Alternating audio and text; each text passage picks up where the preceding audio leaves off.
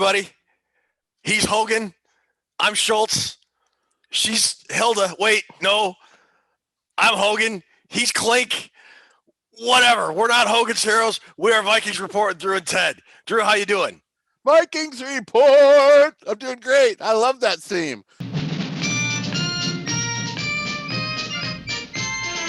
Tooches, how are you doing? I'm doing pretty good. Unfortunately, I do not remember Hogan's Heroes, so I won't be able to reminisce with you guys on that one. Oh, that might cost you your job. It's on TV Land. Go watch it. It's a great show. It was literally my father's favorite show. I mentioned Sanford Son and Hogan's Heroes. He probably saw every episode of Hogan's Heroes 5 or 6 times. Every time he watched an episode, he would laugh like he was watching it for the first time. It was just, I loved World War II stuff growing up, and Hogan's Heroes was campy and goofy and funny, and I loved it. The most successful, long-running war show that was on TV ever. 8 seasons, 168 episodes, Ted. I found an interesting tidbit by happenstance today. I love tidbits. Werner Klemperer, who played Colonel Klink, was German, but he was born Jewish. His family was Jewish. His family emigrated to the States in the early 30s, right before, World War II and the Nazis and all that kind of stuff. But obviously he had some pretty intense feelings about that era of German history. And when he went and auditioned for the part, he first went in and thought it was a drama. The producer, whoever, said, no, this is a comedy. He's like, oh, I can do comedy. Give me a second. Turns around, does a comedy audition, and got the part of Colonel Klink. His only stipulation was that you can never make Colonel Klink out to be a hero, and I get to portray him like an idiot. Tell me that this is your camera. Okay, it's my camera. And you admit it? No, you asked me to tell you, and I did. In the 5 seasons it was on, he won 2 Emmys as Best Supporting Actor in a television comedy series. Oh. So Werner Klemperer, Colonel That Klink. is a great tidbit. Thank you for that information. Let's not forget the great Frank Banner, who played Hans Schultz, who gave us that great one-liner that we grew up in school, and every time other authority gave us any crap, what are you doing? What do you say, Ted? I know nothing. I know nothing. I know nothing. Nothing. Great show. Just great old-time comedy TV show. Hogan's Heroes. Glad we did that one tonight.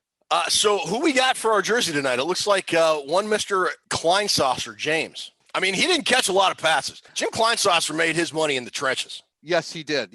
But the fact that he was so versatile, he could use him as a tight end or an H-back out of the backfield, and his size and his speed for his size is what made the Vikings move up and take him in the second round, 44th overall in the 1999 draft. And you're right, Ted. He only caught 192 passes for 1,688 yards, played 181 games with the Vikings. He didn't miss a game from 2005 to 2011. Really? One of the most durable Vikings of all time. He was a good player. He was like having an extra tackle on the line. Oh, I got a buddy who flew back to Mankato. What up, Ford Elliott? I know you're watching tonight. And he'd go to training camp, bring me back a little something. While he was there, he would call in a couple times a week. And usually the first call is to go over some kind of positioning or something. The very first call he made to me was, dude, that dude from North Carolina is huge. North Dakota. Yeah, North Dakota. Because you walk out in the playing field and he's like the biggest guy on the team. You want to hear my Jimmy Kleinsasser training camp story? I certainly do right now. I'm covering training camp for Daily Norseman. It's like 2011. And I wanted to do a story on him. And I don't know if you remember or ever saw the footage at Mankato where they were doing training camp there. They had to walk across the street from where their locker room was to the practice field. And there was a crosswalk. And I had to walk across that same crosswalk. And we would kind of come out about the same time the players were coming out to the field. One day I'm walking out and I look to my left and I'm standing literally right next to Jim Kleinsasser. I'm like 8 years old going, oh man, that's Jim Kleinsasser. Oh my God, that's Jim Kleinsasser. And I go look at my left. I'm like, hey, what's up, Jim? And he's like, hey, how's it going? And I said, hey, you got time for a quick interview after practice? He's like, yeah, just wave your hand and I'll come over and answer whatever questions you have. And I'm like, dude, that's sweet. Cool. The article I ended up writing over that was I coined him the people's champion because everybody loved him. He did all the dirty work that a lot of players don't like to do, and he did it without complaining, and he did it very well. It was cool. It was really cool. You want to talk to him again? Hey, Jim. Oh, and one other quick Jim Kleinsasser story. When I was out in New Mexico going through MH53 school, I had to find a daycare for my youngest daughter at the time. And I walk into this place and I get a card from a lady, and her name is Doreen Kleinsasser. And I said, hey, this is probably got to be related. I said, look, this is like an out of the left field question, but are you related to a guy by the name of Jim Kleinsasser? He plays for the Vikings. And she got this big smile on her face. Jimmy's my nephew. I'm like, oh, that's cool. So I'll put my daughter here in your daycare center, Miss Doreen Kleinsasser. Boom, done. Where do I sign? That's all the background check you needed right there. Yeah, that's right. Yeah. So that's our jersey. That's Hogan's Heroes for tonight. Time to move on to some Vikings news. And I'm telling you, I'm getting sick of this weekly let's trade Kirk Cousins fever dream that seems to be encapsulating a lot of the Vikings world. Today's Monday. Oh, by the way, happy Miracle on Ice 41st anniversary day. 5 seconds left in the game. Do you believe in miracles? Yes! Unbelievable. On Thursday, Mike Florio from Pro Football Talk mentioned the Broncos needed a quarterback, and Vikings Twitter ran wild with that. And that kind of got put to bed. I actually like to think I helped end it. I tweeted to a guy by the name of Benjamin Albright, who's a Denver Broncos beat guy, very well respected. I like him a lot. I said, hey, anything to this? He's like, no, I haven't heard a thing. And he's pretty in the know about stuff like that. So I don't think that one's going anywhere. And then Peter King, who writes the Football Morning in America column for NBC now after he did his stuff on Sports Illustrated for many years, had a kind of ludicrous 3-team trade. What the hell was that, dude? I saw You see something. that? I'm confused about what he said was going to happen. So, yeah, it was like this. It was a stupid 3-team trade. I think there's been like 2 or 3 3-team trades in NFL history or whatever. I couldn't find but 2. Basically, he thought the 49ers would get Kirk Cousins. The Texans would get Jimmy G, the 49ers first-round pick, Anthony Barr, and Alexander Madison from the Vikings, and the Vikings 2021 first-round pick, 2023 first-round pick, 2022 and 23 second-round pick, and the Vikings would end up with Deshaun Watson. None of that's going to happen. None of it.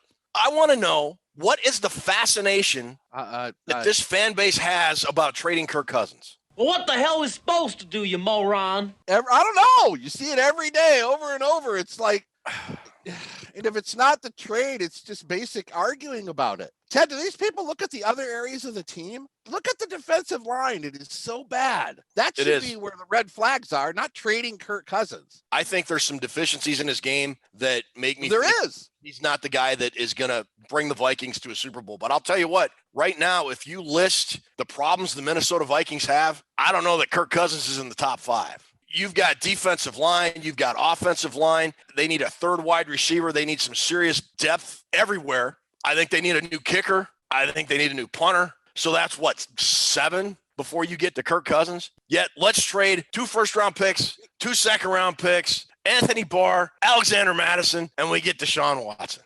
I can't listen to this anymore.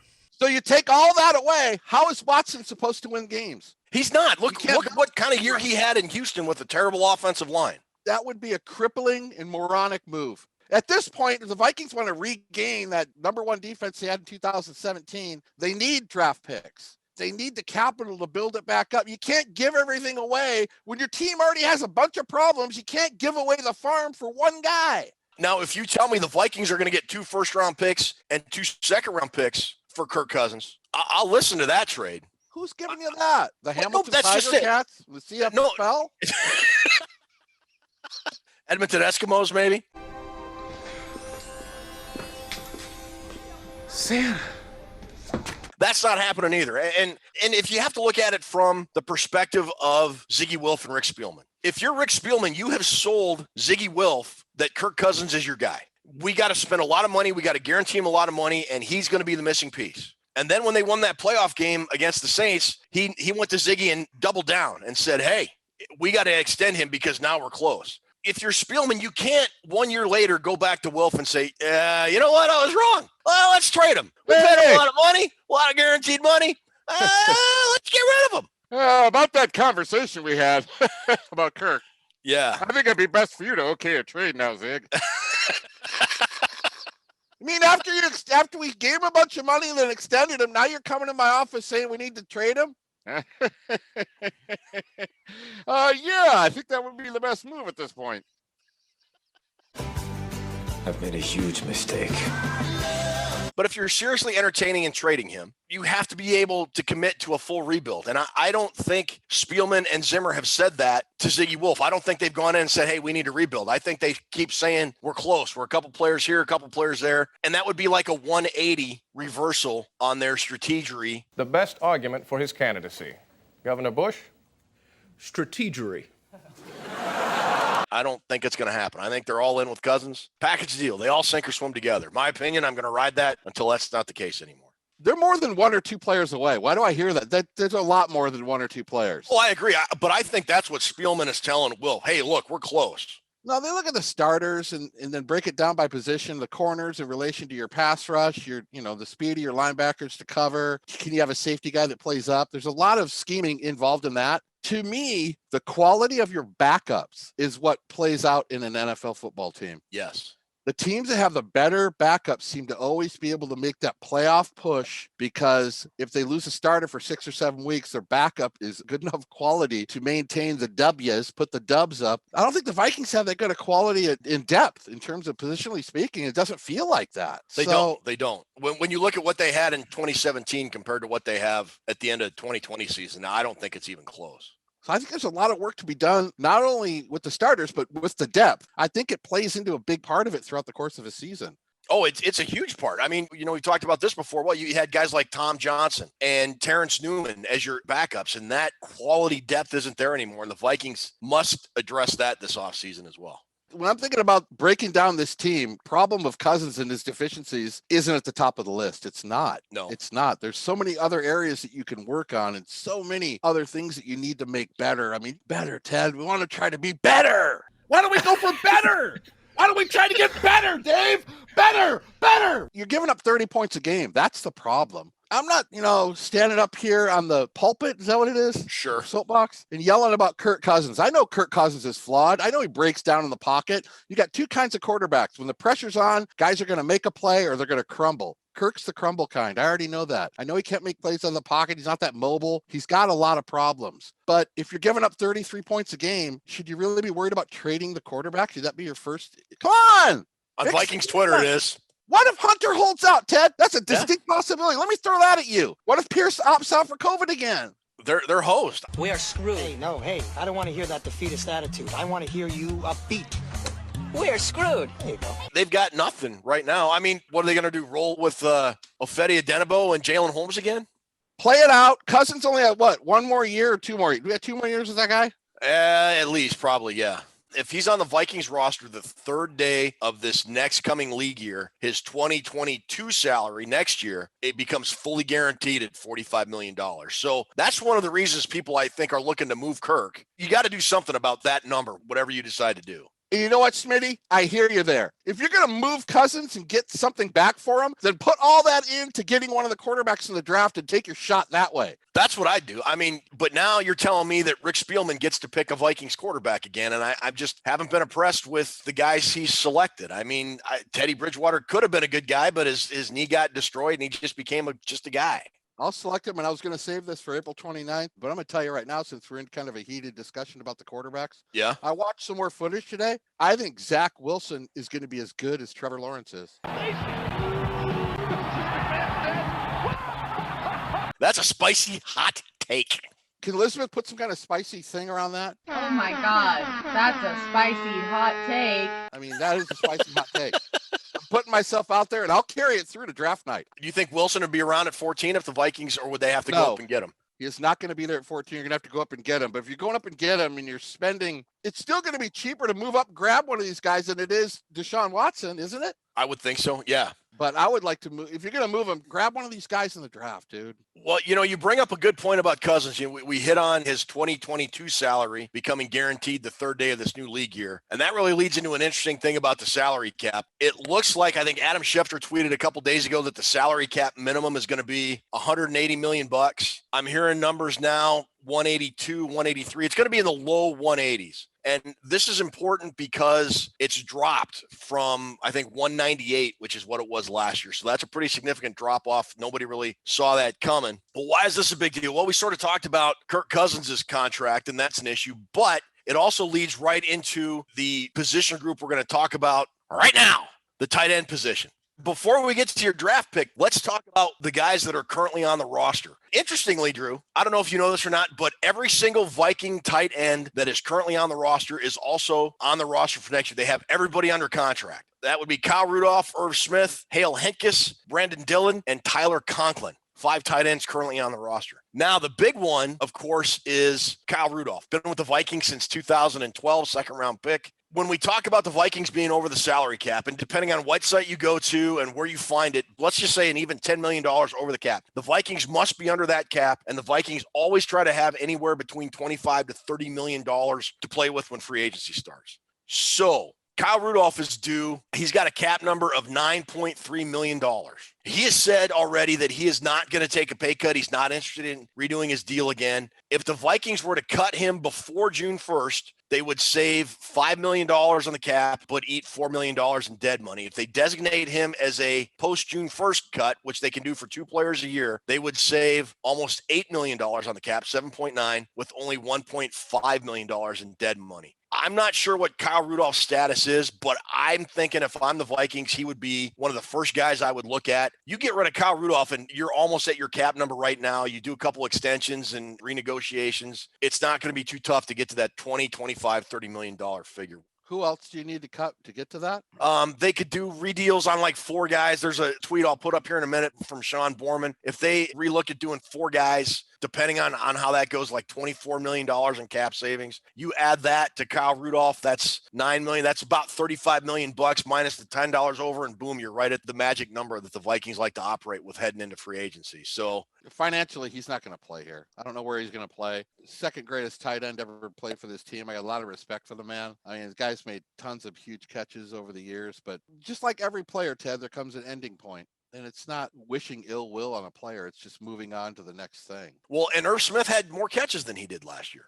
It's Irv Smith's time. I think it is, yeah. And I think towards the end of the year, Conklin, he had some big games himself. He's more of an inline blocking guy. I think they got a good separation between inline blocking guy with Conklin, kind of a possession short zone guy. And then Irv can you could set him up in a lot of different alignments. He's definitely the future. And I'd like to see him actually get used more. So I think we're both in agreement. Kyle Rudolph will not be around next year. Gone. Okay. So that leaves Irv Smith, which we project to be the number 1 guy. I think Tyler Conklin could be the number 2 guy, the way he played. You got Hinkes, Brandon Dillon, assuming. Who the hell is Hinkes? Wasn't he on that show with Topanga, Hinkes? What the hell? What? Tootses, what was that show with Hinkes? Mr. Feeney? What was that show? Are you talking about Boy Meets World? Yeah, wasn't there a guy named Hinkes on there? The nerdy kid? His name is Minkus with an M. Okay, Minkus. Was achieved by... Minkus. Was it achieved by Minkus? Does it go to Minkus? I want to make sure that was the same guy Ted was mentioning, because if it is, he's come a long way since that show. You got Hinkes as our tight end number 3 next year is what you're telling me. No. Does he have a chance to make the roster? I don't know. Those other 2 guys are making the roster. We know that, Ted. We've decided that. We know that. Conklin and Irv, I think, are stone cold lead pipe locks for the roster next year. Minkus? Who's left? Minkus and who else? We've got Hinkes, Brandon Dillon, who's on the roster last year, Tyler Conklin, and Irv Smith.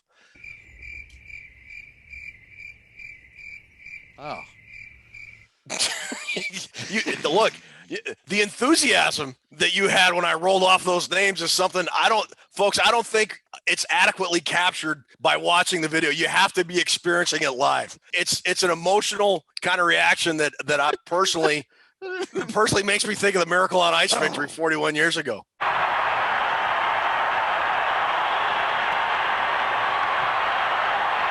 didn't even know what to say.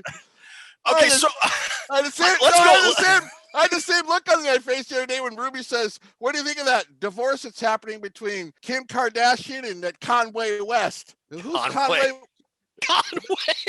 Is that his name? Conway West? It's Kanye. No, it's Conway Twitty. Kanye West. Oh, it's Kanye. Kanye. What is he? A cake decorator? Why's he popular? No, he's one of the most accomplished musicians of our time. Even I know that. Like, I am a god. Everybody says, who does he think he is? I just told you who I thought I was. A god. All right, Minkus. Go ahead, Minkus. So about the only thing we agree on right now on the tight ends is that it's going to be Irv Smith and Tyler Conklin. You got any free agents you want to talk about that the Vikings could seriously contemplate looking at? No.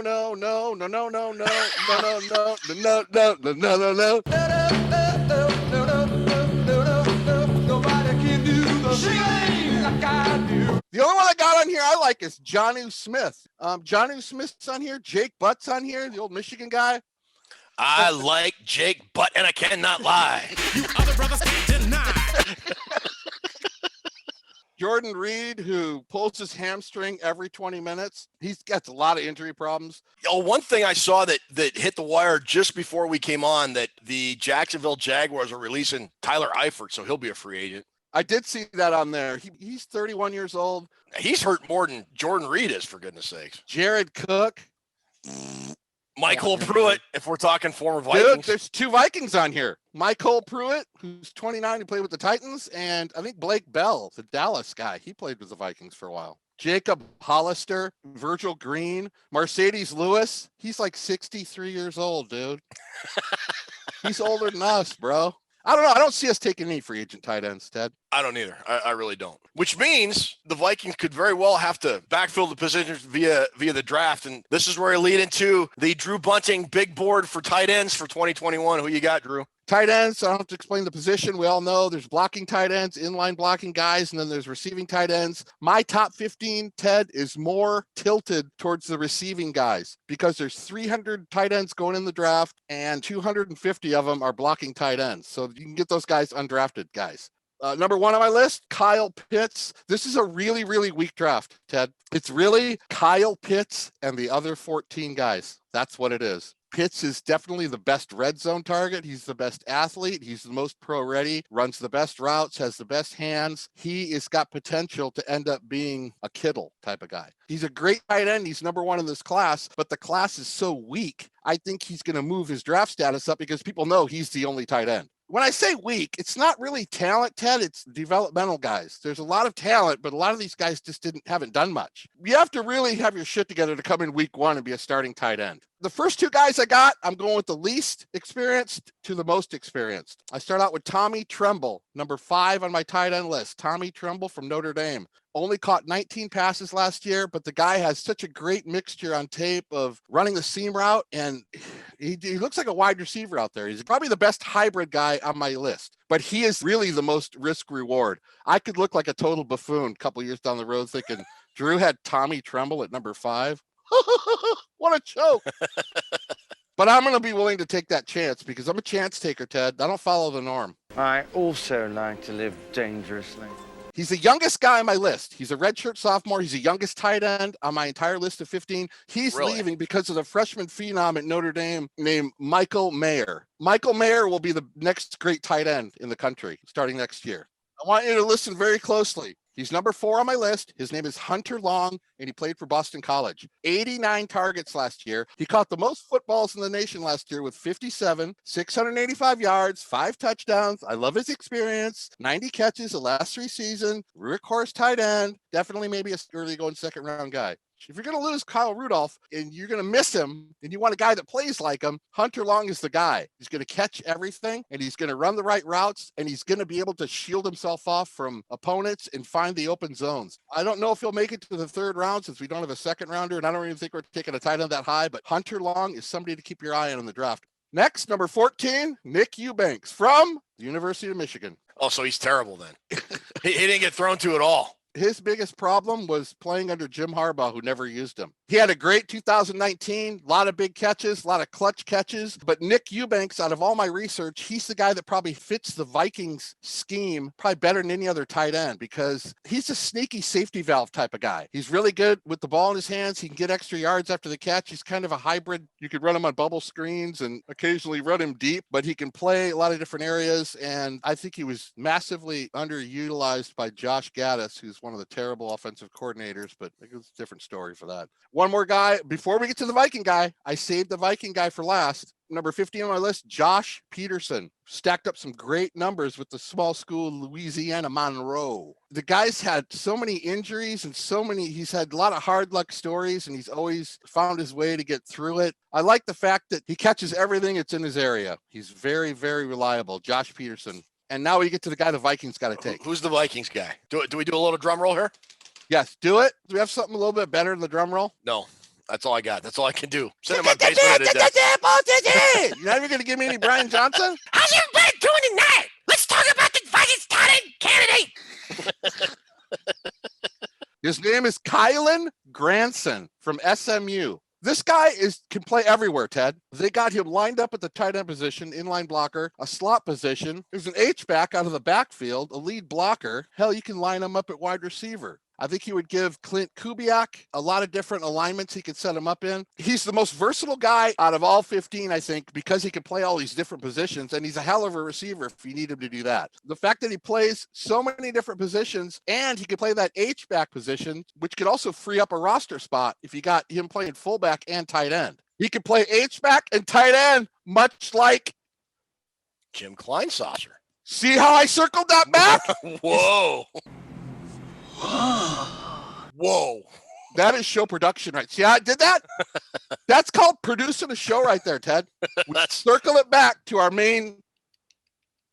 I do have him at 11, though. The reason I have him that low is he's never going to be Tony Gonzalez. He's never going to be Kittle or Kelsey or Gronk, but he can be a hybrid guy. He can be a Swiss Army knife that I think Kubiak can use all over the field. And that's why I want the Vikings to take him. And they could get him late, Ted. They get this guy with like a 6th-round pick. Well, it's interesting you mentioned that because one thing we're adding to our features, which we should have done from the beginning, but we've been looking at Rick Spielman's draft history by position since going back to 2007, since he was hired and was involved in the draft process in the Vikings. And since then, he has selected 3, 4, 5, 6, 7 tight ends. Irv Smith and Kyle Rudolph were 2 guys taken in the 2nd round. So I would argue they're not going to look for a starting tight end, so they're probably not going to draft that high. It'd have to be a 1st-round pick, and I don't think there's a 1st-round caliber tight end, and they got way too many needs besides that. But other than those 2 guys, the other 5 guys they picked have either come in the 5th, 6th, or 7th round. You think this guy, Granson, could be a late round kind of a gem for the Vikings? I do. And I feel that, I mean, if you watch the guy's tape, you can tell how smart of a player he is. On some of his cutback blocking, they'd send him in motion specifically to block for the back. He would look at the defense and change his blocking position because he knew which way the defensive end or the linebacker was coming.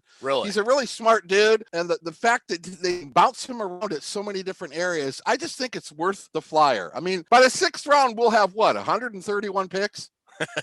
Yeah. So the Vikings have a 1st, no 2nd, 2 3rds, 3 4ths, 2 5ths, a 6th, and right now as it stands, only 1 7th, but Rick Spielman will turn that into 8 by draft weekend. So you know what his do or die is going to be, Ted? Kylan Granson? What's that? SMU is the total sandlot football. Kylan Granson doesn't know anything about running routes. And I'm hoping that if they do draft him, they let Keenan McCardell work with it. I know he's a wide receiver coach, but I don't even know what kind of routes that Granson was running sometimes to me. It looked like something they drew up in the dirt in the huddle. No kidding. Yeah, it was crazy, dude. It was like routes I've never seen. So he doesn't have any discipline running routes. And if you can't learn how to run routes, you're not going to make it in the league. So I think if he gets coached up, diamond in the rough, man, let's take a shot on him. Let's take a shot. I will stake my reputation as a base player on it. Wow. And that's not easy. That's not easy for me to do, Ted. Wow, laying it all on the line. What do we got going on next week then? For the next week, we're bringing in wideouts. I started on the wideouts, and let me tell you, Ted, I'm very excited about this class. We're going to have some stars, and we're going to find our wide receiver 3. I'll find them, folks. All right, so that does it for tight ends. We'll roll this to a commercial, and then we will come back with trivia and wrap the show up. You know I love commercials, man.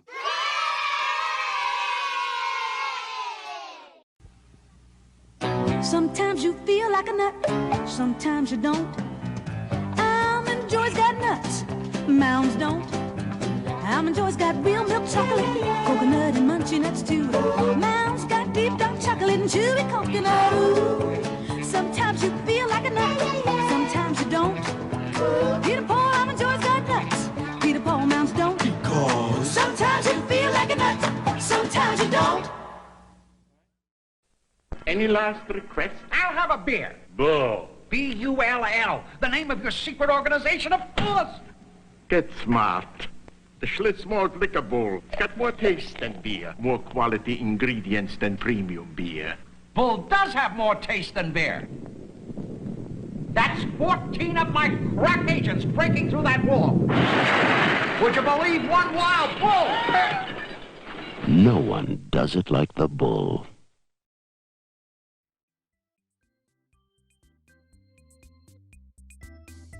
All right, welcome to Toonses Trivia. How you guys doing? We're doing great. Toonses. Back by popular demand is viewer questions. Last week, I guess, was very, very interesting. So we have several of our viewers who have come back with additional questions for you guys. We won last week. We just Thunder? How's it go? Little thunder, little lightning. All right, let's see if they can overtake us today. All right, let's get on with it then. No, that's not how you say it. Let's get it on! Let's go. Let's go. There you go. All right, the first question, once again, is from Ed Zeidler. Ed Zeidler, Eddie. big fan. Friend of the show, Ed Zeidler. We love you, Eddie. Ed wants you to name 5 Vikings quarterbacks that played between Dante Culpepper in 2004 and Teddy Bridgewater in 2014. Brett Favre. Yep. Favre. Gus Frerotte. Frerotte. Tarvaris Jackson. Christian Ponder. Damn, that's a good one, yeah. And Matt Castle. Good job, guys. Thanks, Eddie, but we ruled that question. Yeah, you guys really kicked butt on that one. All right, the next 2 come from another repeat visitor, Domino and Rexy. Now, Domino and Rexy are students, you guys. So All right. they're going to hit you with some academic stuff here. All right. Are you ready? God. All right, the name Minnesota Vikings is partly meant to reflect Minnesota's place as a center of Scandinavian American culture. Name one of the 3 countries that make up Scandinavia. Norway. Norway. Boom. Can you name the other 2? Yes, I can. China and Canada. Get that. Take that, Domino. No, Norway, Sweden, and Finland. Well, Finland actually isn't technically. It's Denmark, Norway, and Sweden. But you got it. Ted. That's pretty good. Good question. I like Next that one. question. This one is another math question. We know you guys love math questions. Get out your pencils. What is Jimmy Kleinfosser's number times Brett Favre's number divided by Jim Otto's number? Oh, Jim Otto was 0, wasn't it? 00. Yeah. You can't divide by 0, can you? I thought that was like a big violation of mathematical law. You can't divide by 0. Imagine that you have 0 cookies and you split them evenly among 0 friends. How many cookies does each person get? See, it doesn't make sense. And Cookie Monster is sad that there are no cookies. And you are sad that you have no friends. If you divide by 0, you know what'll happen? Okay, listen. The Earth will end. It'll open up a big hole in the middle of the ocean and we'll all die. So you can't divide by 0. What is it? I didn't think you could divide by 0. Ted is correct. You cannot divide by 0. The answer is 0. So did we get it? Yeah, Ted got it. You didn't. I knew before the question was asked I wasn't going to get it. Oh, who's letting math on this show? Sorry, I snuck that in. Now, that's all right. Gentlemen, yes. Start your engines. Here comes Tony Bell's questions. Here he comes in to run us into the wall. It's Tony! It's Tony! Here comes Tony! Question number 1. In 1977, the Vikings defeated the Chicago Bears 22-16 in overtime at Met Stadium. How did they score the winning touchdown? Fumble recovery return. Oh, that works for me. Sure. He gotcha. Paul Krause threw an 11-yard touchdown pass to tight end Stu Voigt on a fake field goal attempt. That was on our Krause footage. We did on the 100 man. It was. It sure was. Oh my God. All right, ready for some more punishment? Here's question number 2. Thank you, sir. May I have another? All right, in 1972, 3 Vikings were training camp holdouts, saying the team couldn't win without them. So they held out together. Who were the 3 players? Ron Yeri, benchwarmer Bob Lurtzema, Alan Page. No, no, and no.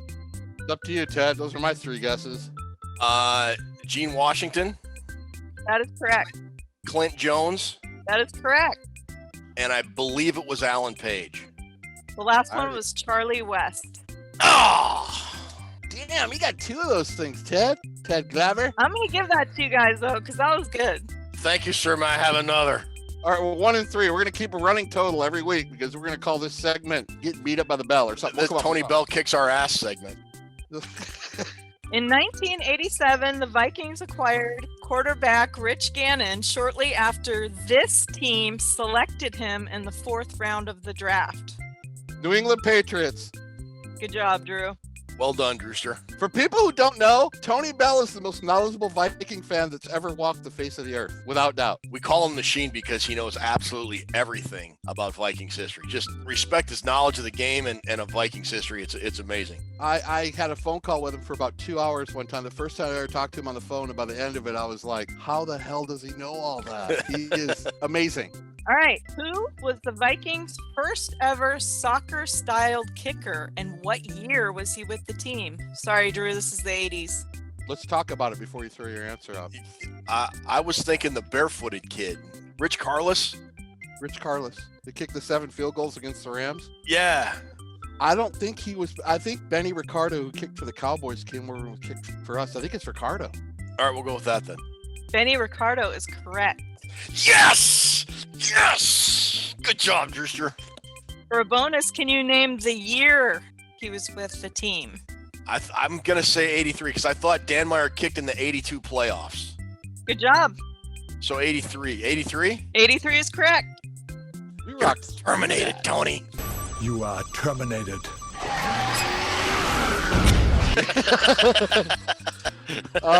He's going to be angry. Good questions. Those are good questions. He told me last week he takes time making these questions, so thank you, Machine.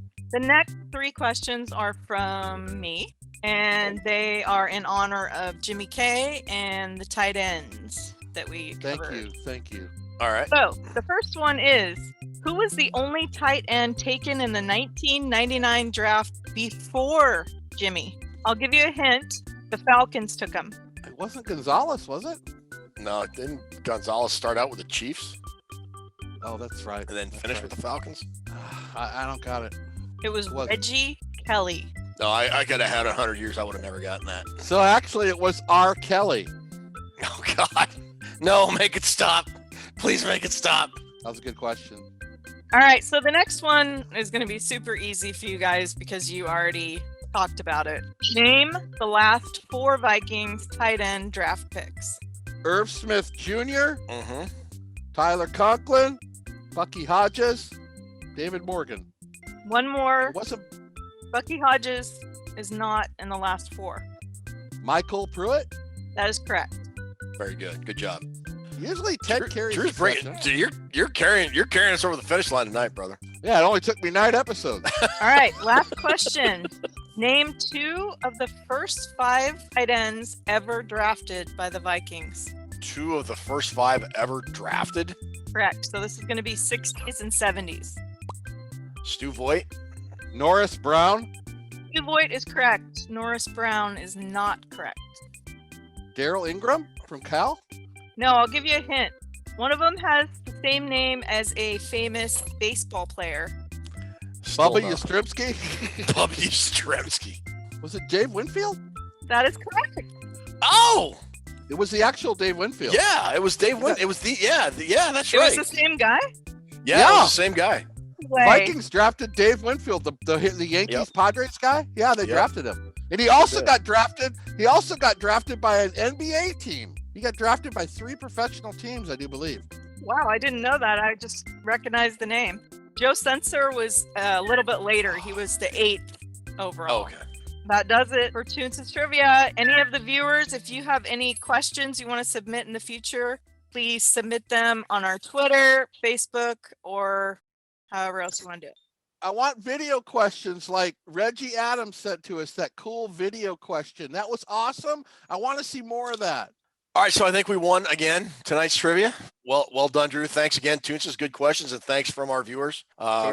Really solid questions. Before we get going, don't forget, I forgot to mention it at the top of the show, but don't forget to get your name in the Justin Jefferson jersey giveaway. All you got to do is listen to the show. There's going to be a secret word, secret phrase. Drew's going to say it. I'm going to say it. We don't know what it is. Liz or Toons are going to decide what it is, and you'll see the big graphic that says, this is the secret phrase. Just enter that secret phrase in the YouTube comments below, and you are entered for the drawing on draft night on Thursday, April 29th. Good show tonight.